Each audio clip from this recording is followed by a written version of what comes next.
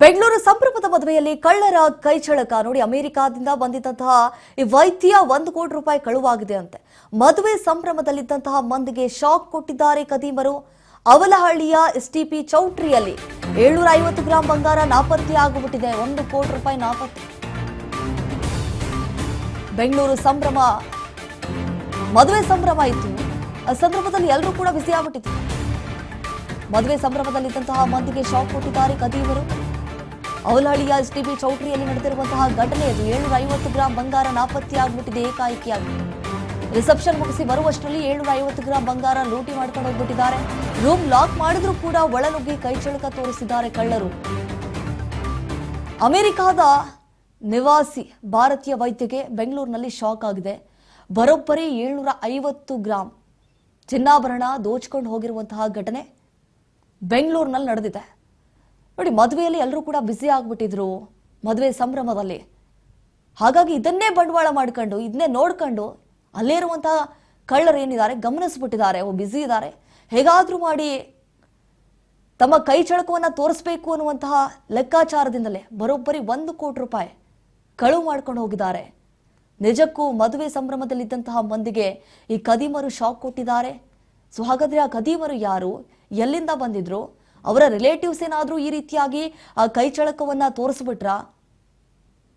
ಅವಲಹಳ್ಳಿಯ STP ಚೌಟ್ರಿಯಲ್ಲಿ 750 gram ಬಂಗಾರ ಈಗ ನಾಪತ್ತೆಯಾಗಿದೆ. ಒಂದು ಕಡೆ ಮದುವೆ ಸಂಭ್ರಮದಲ್ಲಿ ಎಂಜಾಯ್ ಮಾಡಬೇಕು ಅಂತ ಹೇಳಿ ಬಂದವ್ರಿಗೆ ಈಗ ನಿಜಕ್ಕೂ ಇದು ದೊಡ್ಡ ಶಾಕ್. 1 ಕೋಟಿ ರೂಪಾಯಿ ಈಗ ಕಳ್ಳತನ ಮಾಡ್ಕೊಂಡು ಹೋಗ್ಬಿಟ್ಟಿದ್ದಾರೆ. ಪೊಲೀಸರು ಕೂಡ ಈಗ ಬಲೆಯನ್ನ ಬೀಸಿದ್ದಾರೆ.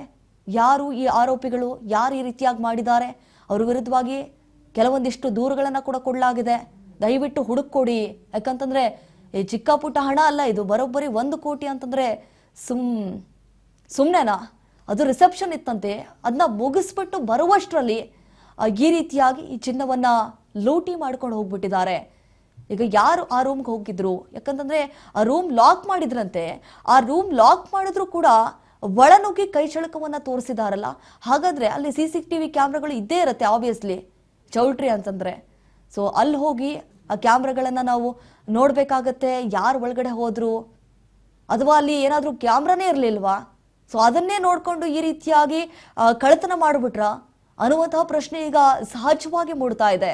ನಿಜಕ್ಕೂ ಇದು ಅಮೆರಿಕಾದಿಂದ ಪಾಪ ಎಂಜಾಯ್ ಮಾಡಬೇಕು, ಮದುವೆಯಲ್ಲಿ ಮುಳುಗು ಹೋಗ್ಬಿಟ್ಟಿದ್ರು. ಈ ರೀತಿಯಾಗಿ ಕಳ್ಳತನ ಮಾಡಿದ್ದಾರಲ್ಲ, ಯಾರು ಆ ಕಳ್ಳರು ಅಂತ ಹೇಳಿ ಈಗ ಪೊಲೀಸರು ಕೂಡ ಹುಡುಕಾಟವನ್ನ ನಡೆಸುವಂತಹ ಕಾರ್ಯಕ್ಕೆ ಮುಂದಾಗಿದ್ದಾರೆ.